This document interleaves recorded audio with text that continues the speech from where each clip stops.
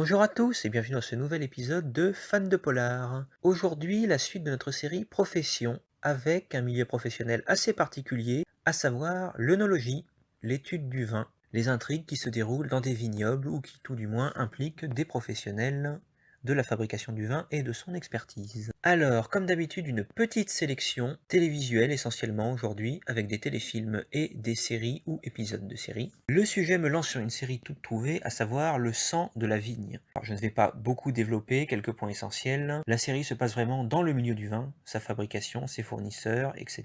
Les intrigues, il y en a des bonnes, il y en a des moins bonnes. La série est gigantesque, elle fait 7 saisons, et elle vient à peine de se terminer. Et surtout, c'est Pierre Arditi qui tient la vedette, dans le rôle d'un œnologue qui mène des enquêtes. Ça vaut le coup d'œil, je vous laisse vous y intéresser pour ceux qui veulent. On continue avec un téléfilm, à savoir Un crime passionnel, tiré d'une œuvre de Mary Higgins Clark. Alors, cette intrigue est assez simple, encore une fois nous sommes dans un vignoble. L'héroïne, comme bien souvent dans les Mary Higgins Clark, est une jeune femme qui tente d'innocenter son patron du meurtre de sa femme puis de sa maîtresse, alors que tout l'accuse. L'homme est un petit peu pour elle une espèce de père de substitution. Elle remuera ciel et terre pour l'aider et n'hésitera pas à soupçonner ses amis proches, y compris son propre mari, si nécessaire. Et on va enchaîner avec des épisodes spécifiques de certaines séries télé. Pour commencer, un épisode sorti assez récemment des Enquêtes de Murdoch, Crime Énologie, ça veut tout dire. Il s'agit d'un amateur de grand vin qui meurt assassiné pendant une réception qu'il donnait. L'enquête se passe vraiment encore une fois dans le milieu viticole. On apprend des choses sur la fabrication du vin, sa mise en bouteille. Et une des particularités, c'est que la bouteille semble avoir été empoisonnée plusieurs décennies à l'avance. Pas comme d'habitude avec une seringue à travers le bouchon, elle a vraiment été remontée de la cave et il y avait du poison dedans depuis très longtemps, ce qui ne facilite pas les choses pour l'enquête.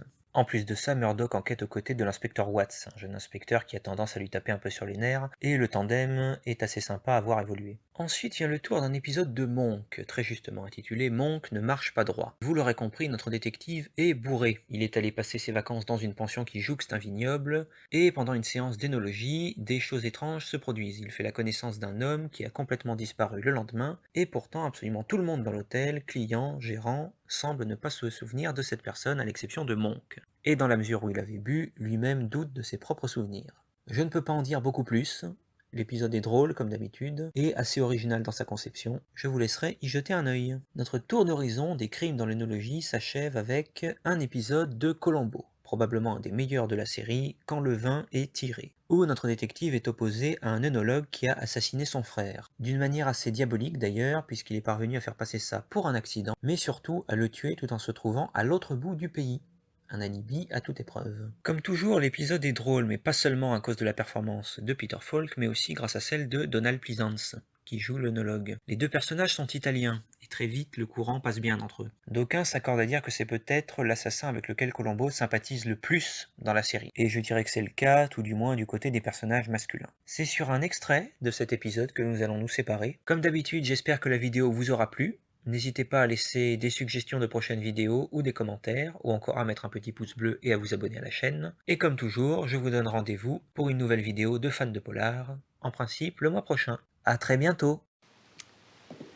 Je suis certain que vous allez l'apprécier. C'est Ne un... me dites rien.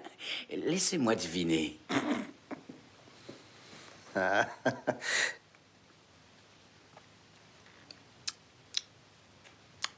Il a du bouquet. Et de la finesse. Du corps et du nerf. Je dirais un Bourgogne californien, sans doute un Valais noir ou un Gamay.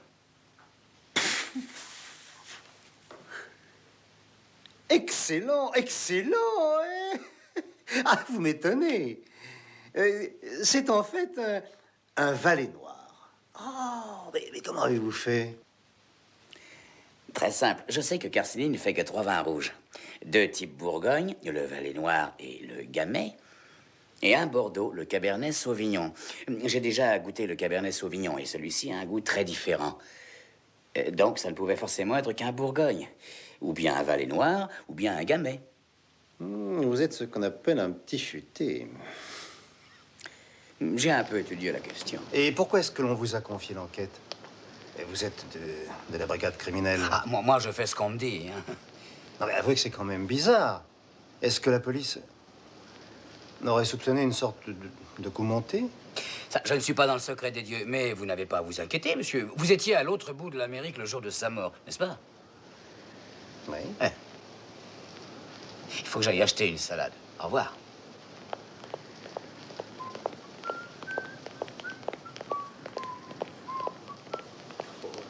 Monsieur Carcini! Attendez! Il vient de me revenir tout à coup une des raisons pour lesquelles on ne vous a pas rendu votre frère. J'avais oublié l'autre jour de vous le dire. Vous savez, la voiture de votre frère, elle est restée dehors une semaine. Et pendant ce temps-là, elle a été exposée à tous les temps. Mais quand on a trouvé le corps ce matin-là, on s'est aperçu que la voiture était comme si elle sortait du garage. Où voulez-vous en venir? Aucune trace de pluie. Comment vous expliquez ça? Je ne vois pas. Il doit bien y avoir une explication, d'ailleurs, il y en a toujours. Quand vous le saurez, vous me préviendrez. Fiez-vous à moi, vous serez le premier prévenu.